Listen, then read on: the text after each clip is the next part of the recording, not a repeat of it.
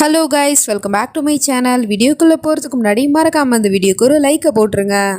Last பார்ட்டில் நம்ம ஹீரோயினிக்கு புருஷனோட உயிரை காப்பாற்றுறதுக்கும் சரி, அவங்ககிட்ட உண்மையை நிரூபிக்கிறதுக்கும் சரி ஒரு ஆதாரம் கிடைச்சிருச்சு. அதே சமயம் வீட்டில் நியூயோர்க்கான பார்ட்டி நடக்க போகுது போல். ஸோ அதுக்கு என்ன பண்ணலாம் ஏது பண்ணலாம் அப்படின்னு சொல்லிட்டு ஓம்காரவை போட்டு தொல்லை பண்ணிக்கிட்டே இருக்கா. அவனும் சொல்லிடுறான், இங்கே பாரு, உனக்கு என்ன பண்ணணும்னு தோணுதோ அதை நீ பண்ணு, அதை விட்டுட்டு சும்மா சும்மா வந்து நொய்ங்க அதை இங்கேருந்து கிளம்பு அப்படிங்கிற மாதிரி கத்தி விட்டுறான். அப்படின்னு பார்த்தா அவளுக்குமே ஃபோன் கால் வந்துடுது. ஸோ அதனால அவளுமே அங்கேருந்து கிளம்பி போயிடுறா. அப்புறமா இவன் அந்த பக்கமாக பார்க்குறான், நம்ம ஹீரோயினி தான் அழகாக வந்து இருக்கா. அவளை பார்த்த உடனே இவனுக்கு வந்து மனசுக்குள்ள அவ்வளோ சந்தோஷமா இருக்கு. ரொம்பவே மிஸ் பண்றான் போல பயபுள்ள. அதனாலதான் இப்படிலாம் கனவு கண்டுட்டு இருக்கான். அவ கூட சேர்ந்து ரொமான்ஸ்லாம் பண்ணிக்கிட்டு இருக்கான். அப்படியே அவளை கிஸ் பண்ண போகும்போதுதான் தெரியுது அது அத்தனையும் கனவு அப்படின்னு சொல்லிட்டு. இவனுக்கு ஒண்ணுமே புரியல. நான் தான் அவளை வீட்டை விட்டு போக சொல்லிட்டேனே, அப்படி எதுக்காக அவளை பத்தி நான் நினைச்சு இப்படி கனவு கண்டுட்டு இருக்கேன். அதுவும் அவளோட முகத்துல மார்க் இருக்கு. அப்படி இருக்கு அவளோட முகத்தை நேர்ல பார்க்கறதுக்கே எனக்கு பிடிக்காது. அப்படி இருக்கும் போது கனவுல ஏன் அந்த முகத்தை நான் நினைச்சு பார்த்தேன் அப்படிங்கிற மாதிரி சொல்லிட்டு புலம்பிட்டு இருக்கான். இந்த பக்கம் பார்த்தா அவளுக்கு ஃபோன் வந்துச்சு இல்லையா, வந்திருக்கிறது பாய் ஃப்ரெண்டு தான் போல. அவன் தான் வந்திருக்கான். நீ இந்த நேரத்தில் இங்கே எதுக்காக வந்த, உன்னை யாராவது பார்த்துட்டாங்கன்னா பெரிய பிரச்சனையாடும், நீ கிளம்பு அப்படிங்கிற மாதிரி சொல்லிட்டு துரத்தி விட்டுட்டு இருக்கா. அவனும் சொல்கிறான், நீ என்னோட அக்கௌண்ட்டில் பணம் போட்டிருந்தேன்னா நான் எதுக்காக உன்னை தேடி வர போகிறேன், எனக்கு கொஞ்சம் பணம் தேவைப்பட்டுச்சு, அதுக்காக தான் உன்னை பார்க்க வந்தேன். அப்புறம் எனக்கு ஒரு விஷயம் புரியல, நீ எதுக்காக நம்மளோட அக்கௌண்ட்டை வந்து ஜாயிண்ட் அக்கௌண்ட்டாக மாற்றலை, நான் எப்போ பார்த்தாலும் உங்ககிட்ட வந்து பணத்தை கேட்டுகிட்டே இருக்கணும்னு நீ நினச்சிட்டு இருக்கியா அப்படிங்கிற மாதிரி கேட்டுட்ருக்கான். அவளுக்கு அதில் பெருசாக விருப்பமே இல்லை. சொல்லப்போனால் இவனையே ஃபர்ஸ்ட் அவள் காதலிக்கவே இல்லை, பணத்துக்காக தான் சில பல வேலையை பண்ணுறதுக்காக கூட வச்சிட்ருக்கா. ஆனால் அந்த பையன் சின்சியராக இவளை லவ் பண்ணுறா போல். அப்புறம் ஏதோ சொல்லி சமாளிக்கிறா. என்ன மனிஷ் இப்படிலாம் பேசிகிட்டு இருக்க, நான் உன்னை ரொம்பவே மிஸ் பண்ண தெரியுமா, நீ வந்தது எனக்கு சந்தோஷம்தான் அப்படிங்கிற மாதிரி சொல்லிட்டு ஹக் பண்ணி நின்றுட்டுருக்கா. அப்போ அந்த பக்கமாக தான் நம்ம ஓம்காரம் கிராஸ் பண்ணி போயிட்டுருக்கான். இவளோட பேச்சு குரல் கேட்குது. இந்த நேரத்தில் இவ யாருக்கிட்ட பேசிகிட்டு இருக்கா அப்படிங்கிற மாதிரி சொல்லிட்டு வந்து பார்க்குறான். சரி மாட்டிக்கிட்டாலோ அப்படின்னு பார்த்தா அதுதான் இல்லை. அவனோட கோட்டை மட்டும் கலட்டி கையில் வச்சுக்கிட்டு இவனோட கோட்டு மாதிரியே பேசிகிட்டு இருக்கா. ஓம்கார், இன்னைக்கு நான் இந்த கோட்டை கட்டி பிடிச்சிட்டு இருக்கேன், நாளைக்கு நம்ம ஒரு புது வாழ்க்கையை தொடங்க போகிறோம், அதுக்கப்புறம் நீங்கள் எனக்கு சொந்தமாயிடுவீங்க அப்படிங்கிற மாதிரிலாம் சொல்லிட்டு பேசிகிட்டு இருக்கா. ஸோ இதை பார்த்துட்டு அவனும் கண்டுக்காமல் இங்கேருந்து கிளம்பி போயிடுறான். அதுக்கப்புறம் இவளும் பாய் ஃப்ரெண்டு கிட்ட கோட்டை கொடுத்து இங்கேருந்து கிளம்பு அப்படிங்கிற மாதிரி சொல்லிட்டு அனுப்பி வச்சிடுறா. இப்போ மறுநாள் ஆகிடுது. காலங்காலத்திலே இவன் ரெண்டாவது பொண்டாட்டி கூட்டிகிட்டு எங்கேயோ வந்திருப்பான் போல். அப்போ பார்த்தா அவளுக்கு ஃபோன் கால் வருதுன்னு சொல்லிட்டு பேசிகிட்டு இருக்கா. அந்த சமயம் பார்த்து இவனுக்கு வந்து ட்ரீம் வருது. இப்போ நம்ம ஹீரோயினி காரு மேலே உட்காந்துக்கிட்டு அவனை பார்த்து சிரிக்கிறதும் வெக்கப்படுறதுமா இருக்குது. அப்படிலாம் இவன் கனவு கண்டுட்டு உட்காந்துட்ருக்கான். அதுக்கப்புறமா அவளுக்கு திரும்பவும் ஃபோன் கால் வரும்போது தான் இது எல்லாமே கனவு அப்படிங்கிறது தெரியுது. ஸோ அப்படி இவ ஃபோனை பேச போகும்போது டக்குன்னு வந்து ஒருத்தன் பைக்கில் வேகமாக வந்து அவரோட ஃபோனை பிடுங்கிட்டு போயிடுறா. என்னோட ஃபோன் அப்படின்னு சொல்லிட்டு கத்துறா. இவனோ ஃபோனாக போயிட்டு போகுது, வேறு ஃபோன் வாங்கிக்கலாம் அப்படிங்கிற மாதிரி சொல்லிட்டு இருக்கான். ஆனால் அவளோ மனசுக்குள்ளே சொல்லிட்டு இருக்கா, ஃபோன் போனால் போயிட்டு போகுது, அது என்னோட பிரச்சனை இல்லை, ஆனால் அதில் நானும் மனுஷன் பேசிக்கிட்ட கான்வர்சேஷன் இருக்கே, ஓம்காராவை எப்படிலாம் கொல்லலாம் அப்படிங்கிறத பற்றிலாம் பிளான் போட்டு வச்சுருக்கோம், அதுதான் என்னோட பயம் அப்படிங்கிற மாதிரி புலம்பிட்டு இருக்கா. அப்புறம் அந்த ஃபோனை வேற யாரும் பிடிங்கிட்டு வரல, அது நம்ம ஹீரோயினி தான். அவள் தான் ஃபுல்லாக கவர் பண்ணி ஒரு பாய் மாதிரியே வந்து பைக்கில் வந்து சர்ன்னு ஃபோனை எடுத்துகிட்டு வந்துட்டா.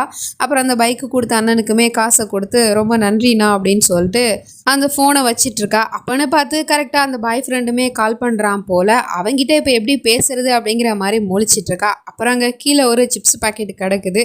அதை எடுத்து கையில் கசக்கிக்கிட்டு ஹலோ மனிஷ்னு சொல்லிட்டு பேசிகிட்டு இருக்கா. ஸோ இப்போ அந்த பக்கம் அவனுக்கு அவ்வளோவா பேசுறது யார் என்ன அப்படிங்கிற ஒரு கிளாரிட்டிலாம் கிடைக்காது. அவனை பொறுத்த வரைக்கும் அந்த பக்கம் பேசுகிறது ஐஸ்வர்யா தான். ஸோ இவனும் என்னாச்சு, ஏன் உன் பின்னாடி இவ்வளோ சத்தமாக இருக்குது, நீ பேசுகிறது எதுவுமே எனக்கு கேட்கல அப்படிங்கிற மாதிரி சொல்லிட்டு இருக்கான். நீ பேசுகிறது எனக்கு நல்லாவே கேட்குது, என்ன விஷயம் சொல்லு அப்படிங்கிற மாதிரி இவளும் கேட்டுட்ருக்கா. நான் இங்கே பக்கத்தில் இருக்க டீ ஷாப் பக்கத்தில் வெயிட் பண்ணிகிட்டு இருக்கேன், அங்கே வந்துரு அப்படிங்கிற மாதிரி சொல்லிட்டு ஃபோனை கட் பண்ணிடுறான். ஸோ அதனால் இவளும் கிளம்பி போயிட்டுருக்கா. அங்கே போனால் இவன் பைக் கண்ணாடியில் அவளை பார்த்துட்டு அங்கேருந்து எஸ்கேப் ஆகி ஓட போகிறான். டக்குன்னு இவ்வளோ ஒரு ராடை வச்சு பைக்கை ஸ்டாப் பண்ணிடுறா.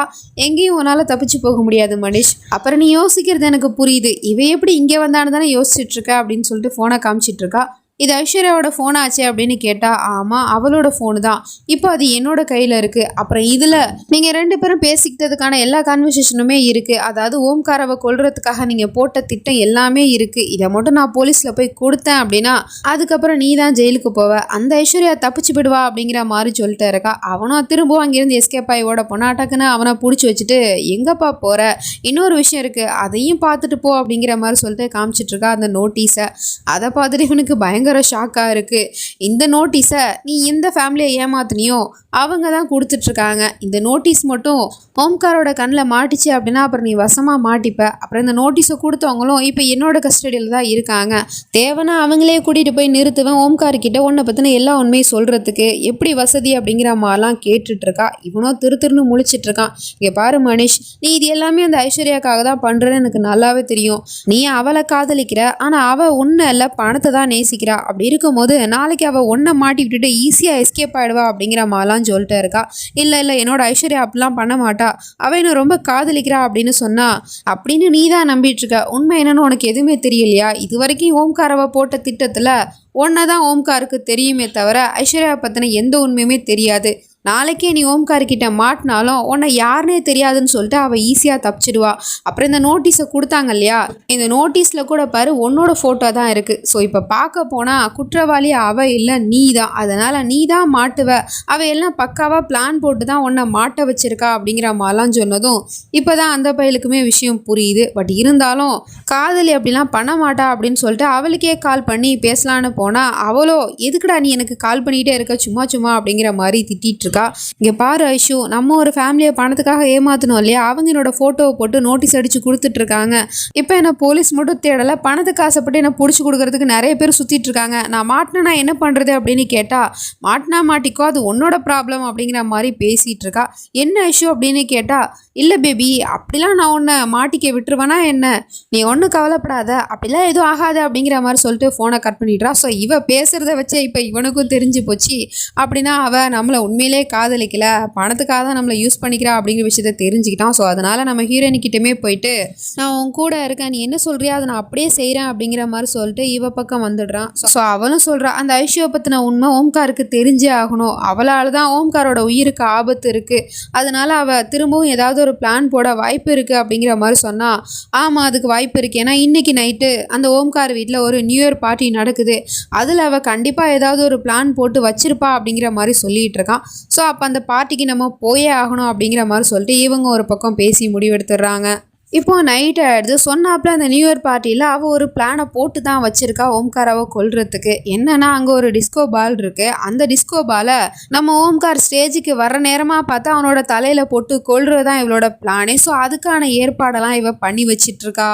இப்போ கொஞ்சம் நேரம் கழித்து அந்த நியூ இயர் பார்ட்டியுமே ஸ்டார்ட் ஆகிடுச்சு. பாலிவுட் ஸ்டைலில் வந்து ட்ரெஸ் பண்ணிட்டு வந்துட்டுருக்காங்க மாமனாரும் மாமியாரும். அதுக்கப்புறம் அந்த பொண்ணும் வந்து பஞ்சாபி கேர்ள் மாதிரி ட்ரெஸ் பண்ணிட்டு வந்துட்டுருக்கா.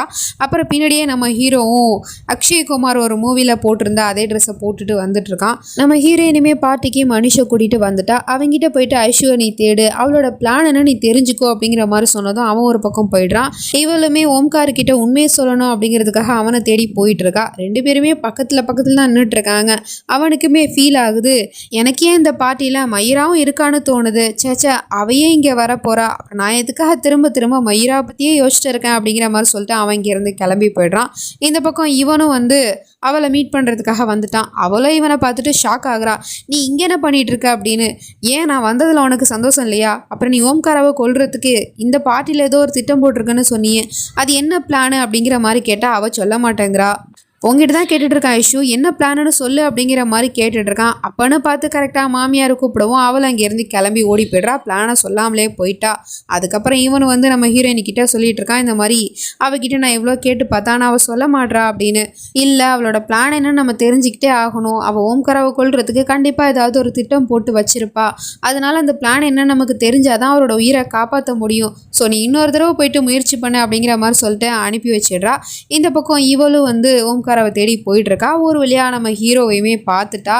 அவனும் இவளை பார்த்துட்டு ஷாக் ஆகுறான்.